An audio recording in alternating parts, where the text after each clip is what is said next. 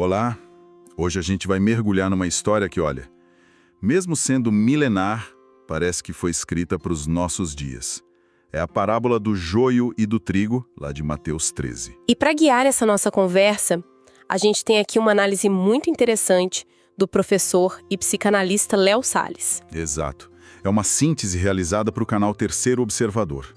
E a nossa ideia aqui é tentar entender por que essa narrativa sobre paciência, sobre julgamento, ainda ressoa tanto, né? Sem dúvida. Então vamos lá.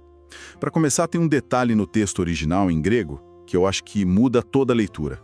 A semente plantada no início é a kalon sperma. E a análise do Léo Salles destaca isso. Não é só uma boa semente. É uma semente tipo de qualidade superior, legítima, sem defeito nenhum. A intenção inicial é a perfeição. Exato. E o fascinante é onde essa semente perfeita é plantada. A parábola diz que o campo é o mundo. Isso já quebra uma primeira expectativa, sabe? Como assim? O reino de Deus não é mostrado como uma estufa, um ambiente todo controlado, protegido do caos. Pelo contrário, a história já começa dizendo que ele é semeado bem aqui, no meio da nossa realidade, com todos os conflitos que ela tem. Nossa, isso muda a perspectiva. A gente costuma pensar em fé ou em ideal como algo que acontece num cantinho separado, seguro. Mas a parábola já diz de cara que não, que o jogo acontece aqui no meio da confusão.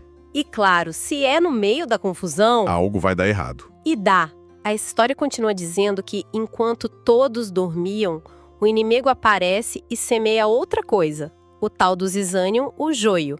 E aqui, para mim, tá o ponto central. Que é a semelhança entre eles. Exatamente. O joio, quando começa a crescer, é visualmente quase idêntico ao trigo.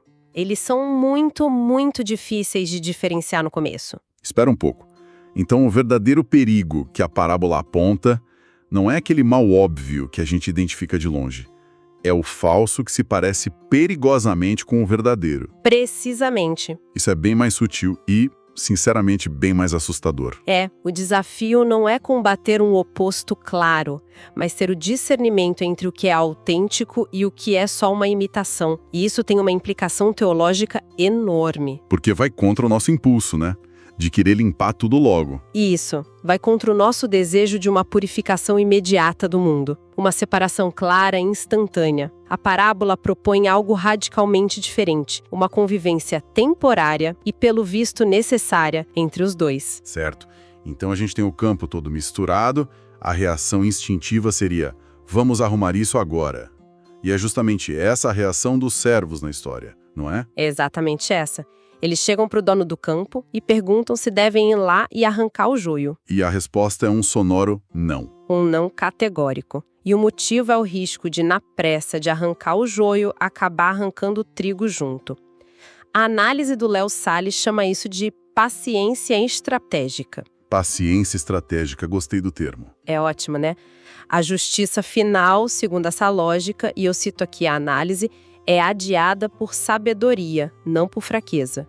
Não agir na hora é uma decisão calculada. Mas essa paciência não corre o risco de ser vista como, sei lá, passividade? Onde fica a linha entre ser sábio e ser omisso? Para Agostinho, essa história era um tipo de freio teológico, um lembrete de que a igreja não pode se colocar no papel de tribunal final aqui na Terra, sabe? E ele não estava sozinho nessa, certo? De forma alguma. Um pouco antes dele, João Crisóstomo já dizia algo parecido, que a proibição de arrancar o joio é um reconhecimento explícito dos limites do nosso discernimento. É uma lição de humildade. Faz todo sentido. Na visão dele, tentar limpar o campo antes da hora seria um ato de arrogância e um que poderia destruir o que é bom por puro erro de cálculo humano. Afinal, quem somos nós para ter essa certeza, né? É incrível como uma história tão curta gerou séculos de debate sobre poder, justiça. Então, se a gente for amarrar tudo, os pontos centrais seriam: a ação divina começa perfeita, mas cresce num ambiente de oposição.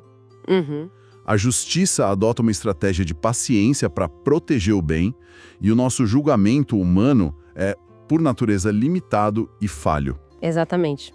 O que nos deixa com uma provocação final, eu acho, que sai direto dessas ideias. Qual seria? Se a estratégia divina central é a paciência para proteger o que é bom, em vez de uma purificação apressada para remover o que é percebido como mal? Como a gente poderia aplicar essa lógica hoje?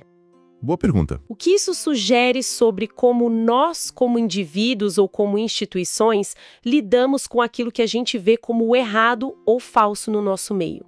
Talvez a prioridade devesse ser sempre a preservação do todo, em vez da remoção imediata e arriscada de uma parte. Fica aí para a gente pensar.